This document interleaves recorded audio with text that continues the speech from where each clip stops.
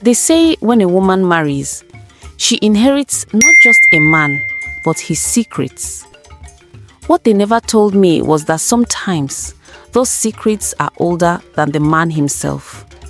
Sometimes they are buried in the bones of his ancestors, and sometimes they are waiting for you.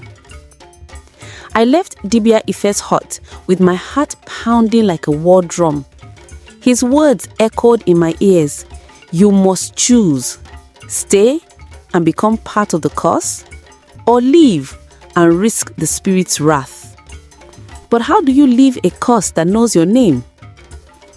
As I walked back to the compound, the air felt heavier. The trees leaned in like they were listening. Even the birds had stopped singing. Something was coming. When I arrived, Ezinne was waiting at the gate. You went to the seer, she said. I didn't answer. She stepped closer. Did he tell you the truth? I clenched my fists. He told me enough. She smiled, not kindly.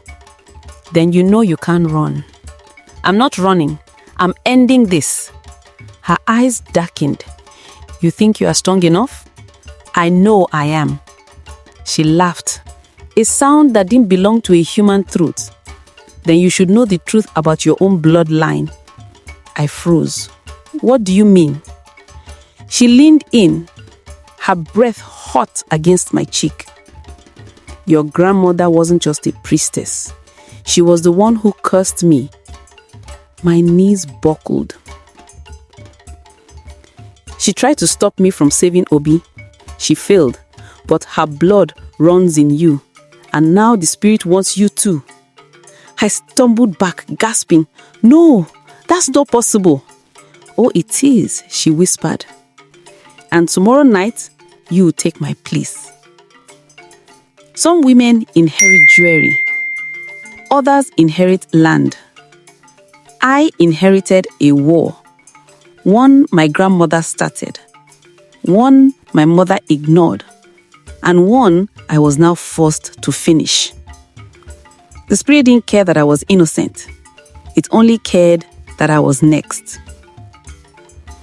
I sat in the center of our hut, the carved stone pulsing in my palm. My grandmother had told me stories about the river goddess, Mirioma, who punished betrayal and rewarded truth. I used to think they were bedtime stories. Now, I knew they were warnings. Obi didn't come home that night. Ezinne did. She entered without knocking, her eyes glowing like embers. Her body was wrapped in black cloth, her face painted with ash.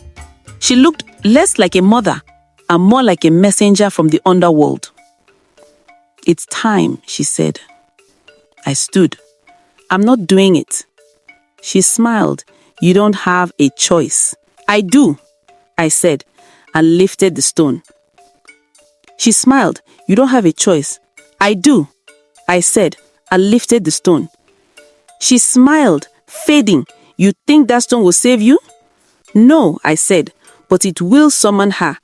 Ezinne's eyes widened. You wouldn't dare. I placed the stone on the floor and began to chant. The words my grandmother had whispered to me as a child. The ones I thought were lullabies. The air shifted.